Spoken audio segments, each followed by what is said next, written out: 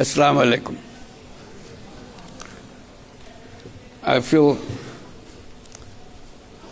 very unfortunate that I'm not a participant in this gathering, rather treated as an outsider who comes and goes away. Because I always feel I'm part of the community.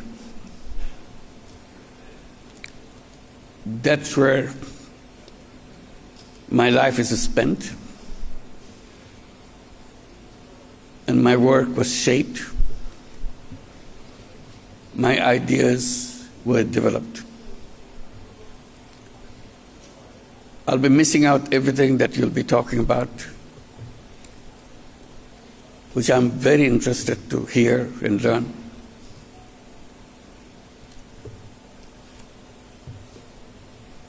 And I want to thank World Bank for organizing this. This was our responsibility to organize, but we failed. World Bank has to step in to make it happen. That way I feel very deprived, very frustrated that we couldn't do it. It was part of our plan, part of our responsibility in the past to organize this as a part of SARC. SARC is a word, is forgotten. That's a shame on us. This was supposed to be the idea of SARC, that we get together and make exchanges and learn from each other. For some very difficult to understand reason, we have to stop that. And ever since I has taken the responsibility in the government, I'm repeatedly reminding that we must get back to SARC. That's where our family belongs to. And I will not give up repeating that appeal to the governments of the region.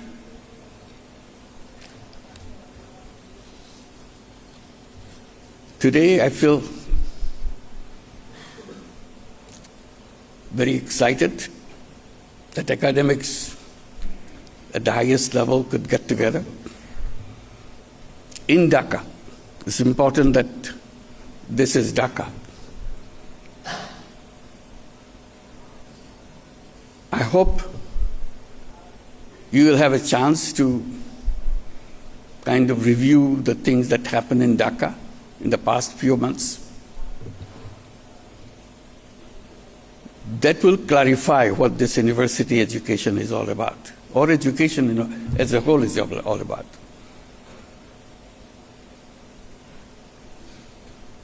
I'm here, my colleagues are here, because something happened in Dhaka. Otherwise, there's no reason for me to be here, for my colleagues to be here. And I thought that will be the core of the subject to be discussed in this gathering.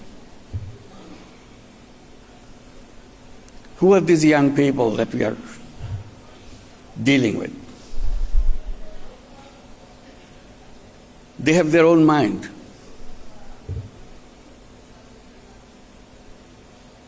They stood up and raised their voice and brought down the ugliest fascist regime you could ever think of, given their lives. It would be a missed opportunity if you don't spend some time on understanding what they did a few months back on this very city. What was their expectation? what was their aspirations, why did they stood up in front of guns and gave their lives, knowingly it will happen. And one school student actually wrote a letter to the mother. Mom, forgive me. Dad, forgive me. I'm going to the street, joining my friends. You tried to stop me with a high school kid. You tried to stop me, but I thought again and again. I'm not a coward.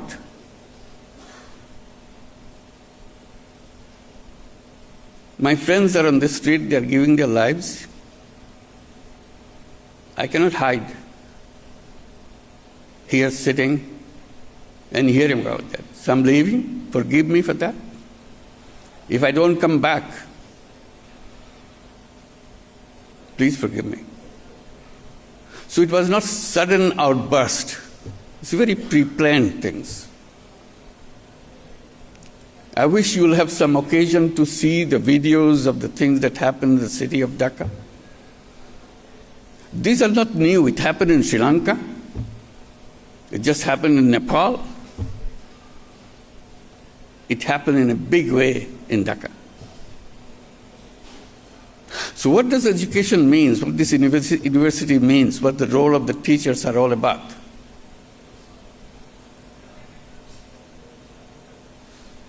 So they are the ones standing in front of the students trying to calm them down. Didn't listen. Gave their lives and made it happen. Now it's election time. The election is coming up on 12th of February. The uprising tore apart everything. They created their own charter, July Charter, to undo everything that we are stuck up with. So there will be referendum to adopt what the future constitution of Bangladesh should be like. Because they felt the root of all the trouble is the constitution. We can't go along with that institution. We didn't teach them in the classroom all those things. They were not taking courses on that. So where are we in the university? Who are we talking to? Today, they have formed their own political party. And very soon, on the 13th of February, they will be on the ballots. I'm sure some of them will get elected. They were in our classroom the other day. Now they are on the street, and then they are in the political party of their own. And if they get elected, someone may be the education minister. Tell us, the community of educators, what education is all about. What the university education would be like, what it should be. So it's a world of very different kind. So we have to pay attention to what's going on and what is coming up. Old ways of doing things is a self-destructing mechanism. We have to do it quickly, as they have done quickly. July, August, uprising. Now January, This was 24, this is 26. That's it. So this is one issue. I hope this will be taken up seriously in this gathering, in this discussion, where we are, what is being missed, how we can run and be in the front rather than falling behind. So that's the challenge of the day. It's not going away. It will show up again and again unless we fix us all the things that we pass on in the name of education. I hope you'll have a chance to invite some of those leaders to come and tell us why they moved from the classroom to the street. And what is their expectation? What is missing in the classroom? So there is no mismatch. Education on one side, young people on the other side. That's no good. So this is an appeal. See if you can look through the videos since you missed out the real happening, but only a few months back, right here on the street. And ask yourself, what does it mean to us as a whole region, not just one country? The other issues that I wanted to share, which I have been fondly pursuing as a lone voice, probably, that our education system is wrong. This is a simple point I was making, I keep making. Our education system is job-oriented education. In the back of our mind, that everything we do, we think, if you go through this, if a student goes through this courses, they'll be good enough to take a job. If he or she fails to take a job, we think it's failure on the part of the student, not us.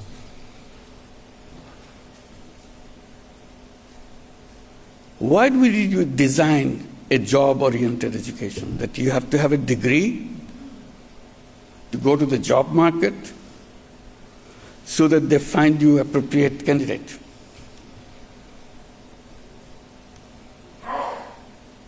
Is this the purpose of education? I'm sure you've gone through many times from a different perspective. How to adapt your syllabus and everything to be appropriate for the market, quote unquote market. My position always has been, human beings are not born as slaves. Each human being is a free person. Job comes from the tradition of slavery. You slave for somebody. You don't like the job, but you do it because they pay you. That's slavery.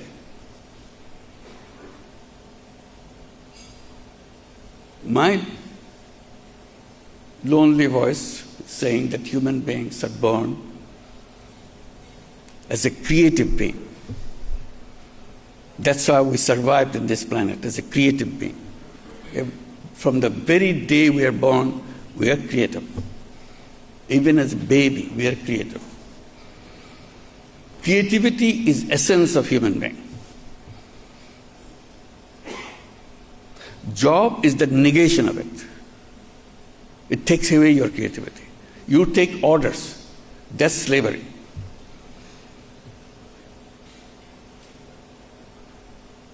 These young people who marched on the street, they refused to be slaves, refused to take orders. And that's where the conflict began. So what kind of education that you will be giving? This is a question I raise with you. You may dismiss it. You may pause for a while. But this is my point. Should we continue this education to create slaves? Turning creative being into slaves, that's a criminal job.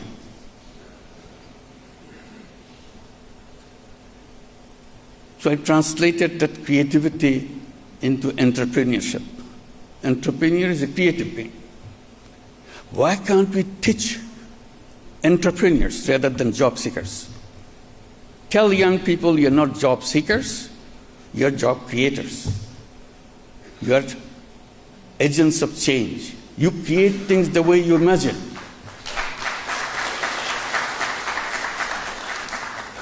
Imagination is the essence of human being.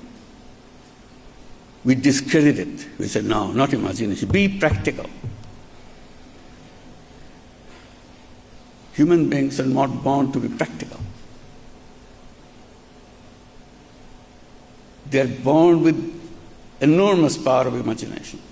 That's what drives them, makes them fall crazy. That's why they gave lives, imagination.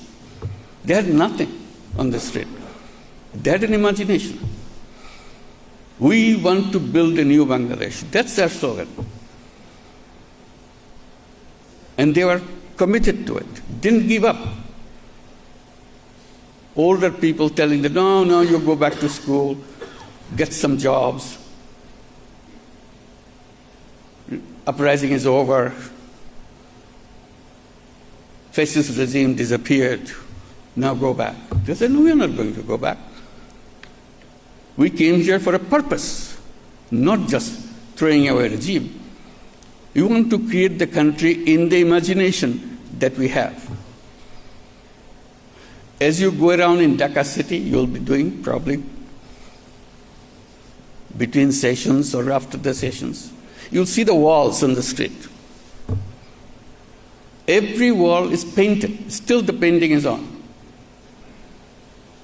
These are not artists. All these young people are not artists. Just the kids from every family. Family is not a rich family. Very mundane, everyday family is struggling with their life. The kid is coming out, having some imagination about what the country should be. That's all. Burning idea in them. So while they are fighting on the street, giving their lives, they are painting on the wall. What's wrong with this society? They draw pictures. They're not painters. They've never painted anything before. But this time they did. It's all there. Amazing expressions. You don't have them in your textbooks. They never learned from any poem or anything. Just figured it out, what this is all about.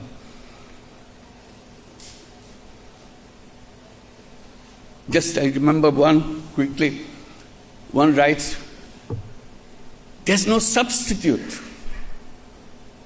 So it goes on because there's no alternative. He gives the answer, I am the alternative. Similar thing all over Dhaka city. It's not only Dhaka city, every city in Bangladesh, you go, you see these paintings on the wall. There was no plan, there was no, somebody created this little messages. No, everybody figured out their own messages.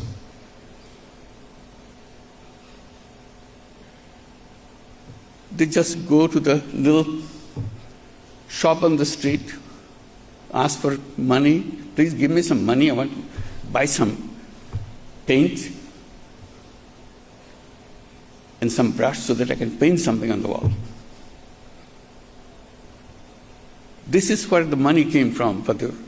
There was no planning authority designing who should do what, nothing. That is the inner creativity every single human being. So education right there on the street. But we refuse to learn. We go back to the books. We learn how to write a good application for a job.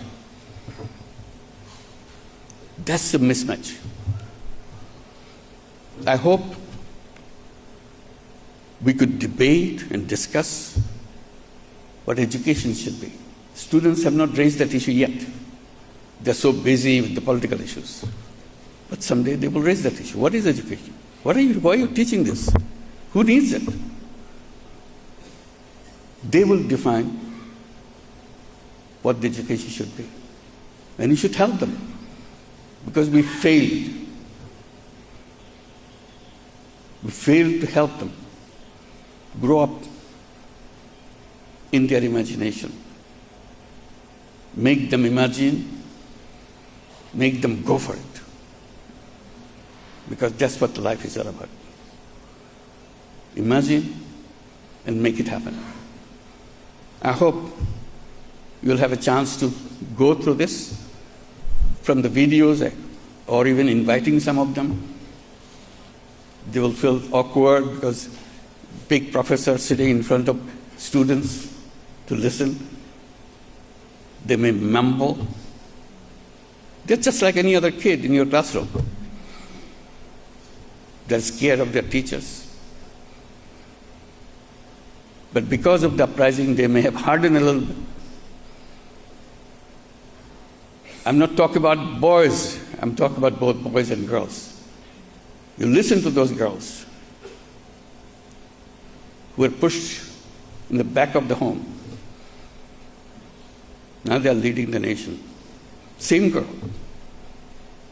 Not a different family. Same girl who are taught again and again, don't do this, don't do this. You're not supposed to do this.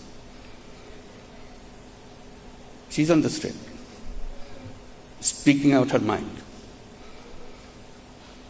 So you're in the right place and see what it means to our region. Our region is a one totality. It's not pieces that doesn't fit into the picture. It is a one whole picture. We work together. We learn from each other. We are a family. Politicians make them forget that. So we have to rediscover ourselves. Thank you. I'm very happy to be with you. Sorry for all this on-the-spot remarks. I hope it will mean something to you. Thank you very much.